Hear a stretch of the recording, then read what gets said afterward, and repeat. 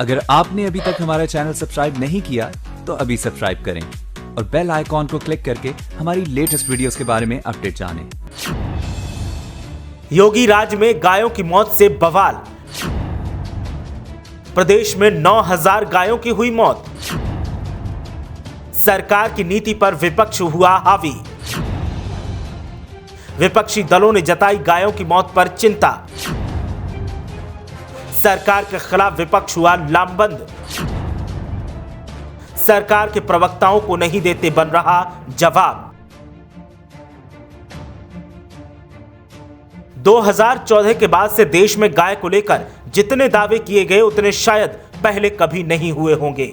और उत्तर प्रदेश में 2017 के बाद गाय के नाम पर जो हो हल्ला हुआ वो शायद ही कभी हुआ होगा। गाय माता के सपूतों ने सत्ता संभाली तो फिर गाय माता को सुगम जीवन देने के तमाम दावे किए गए और इंतजाम किए गए। यहां तक कि गाय के साथ अव्यवहार करने वालों को यमलोक तक का रास्ता नापना पड़ा।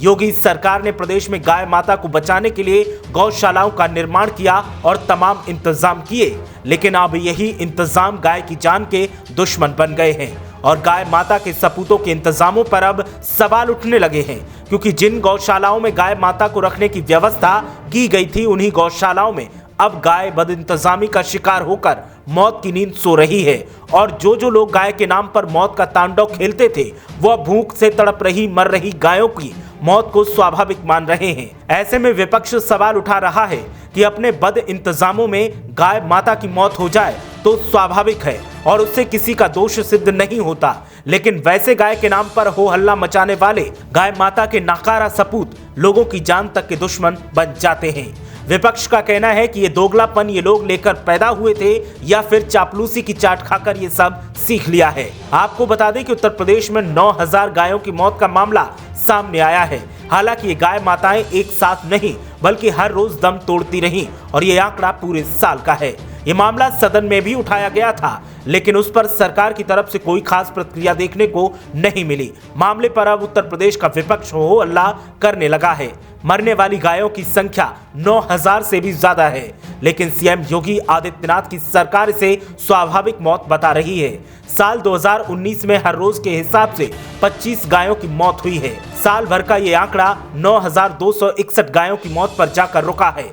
गोविंदा वाले हैं ना, इनका फर्नीचर एकदम टॉप क्वालिटी का है। और तो और इनके पास wooden furniture, steel furniture, modular furniture, सबकी ढेर सारी वैरायटी है।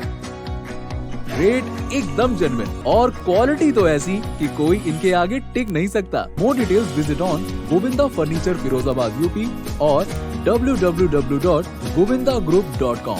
24 फरवरी 2020 को विधानसभा सदस्य सुषमा पटेल ने यह मामला सदन में उठाया था। उन्होंने पूछा था कि गाय आश्रय केंद्र पर पूरे साल में कितनी गायों की मौत हुई। तब इन गायों की मौत पर पर्दा डालते हुए पशुपालन मंत्री लक्ष्मी नारायण चौधरी ने कहा था कि आश्रय केंद्रों पर जिन 9261 गायों की मौत हुई है वो स्वाभाविक है, उसमें किसी की भी कोई गलती नहीं है, इसीलिए किसी पर कोई कार्रवाई नहीं की गई।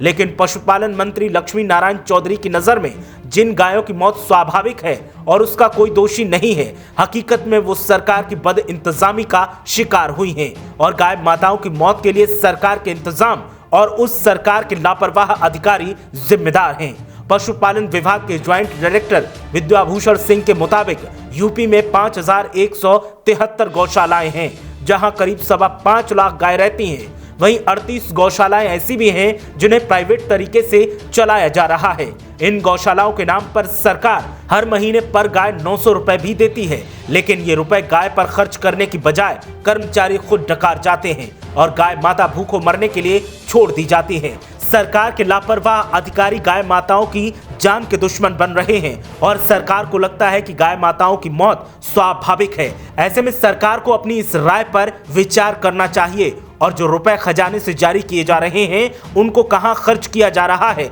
इस पर भी बात करनी चाहिए। अगर सरकार इस पर ध्यान नहीं देती है तो इन गायों की मौत के लिए जिम्मेदार सत्ता में बैठे सत्ताधीश भी हैं, पशुपालन मंत्री भी हैं और सरकार के मुखिया भी।